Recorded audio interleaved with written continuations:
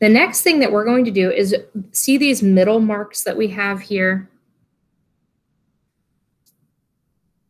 We're going to erase any marks that we see in the middle of our shapes. Just do your best to erase them nicely.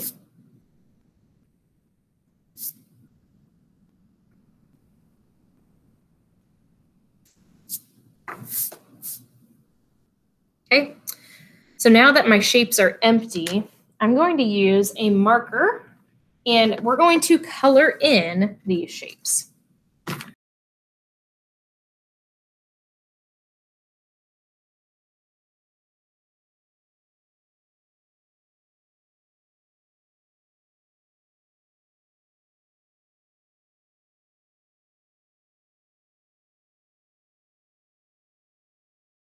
All right, so I've gone through and colored these, and I also traced around the edges with a black marker. You can choose to do that or not. It's up to you.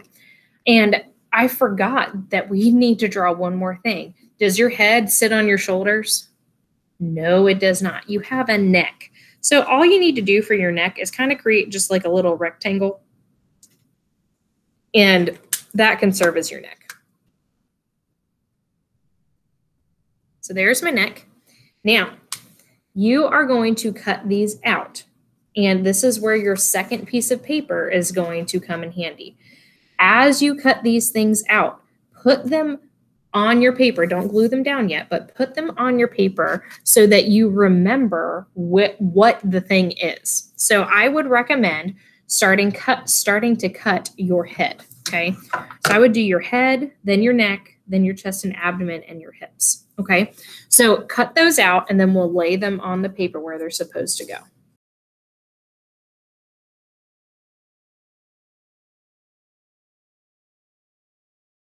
All right, so I've cut out the head, neck, chest, abdomen, and hips. And notice how I've laid them on here so I know what is what, right? I've kind of arranged them to look kind of like a person. Now, the next thing that you should cut out is all of the arm pieces, okay? So the top arm, and then the forearm, and then the hands, and then kind of put those on there so that you don't get confused about what is what, because some of these pieces look very similar to each other. So cut out the arm parts next.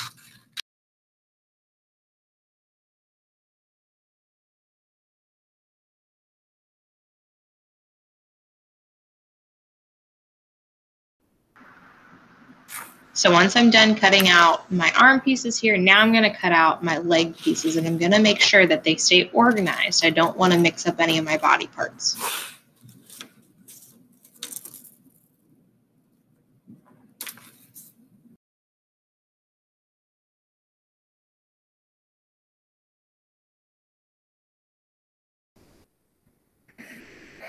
All right, so I have all my pieces cut out, and I tried to lay them out so I knew which was which. And once you have them laid out, you're going to be very careful to not blow these onto the ground and mess it all up, because then it'll be super frustrating to pick up. But you're going to figure out how you want your person to be standing. And isn't this cool? Like, it really does look like an actual person. Our person is not too short. They're not too tall. They don't have super big feet. They don't have too short of legs. Everything is in proportion because we used this head length to measure everything out. Okay. Now, does it look perfectly like a human?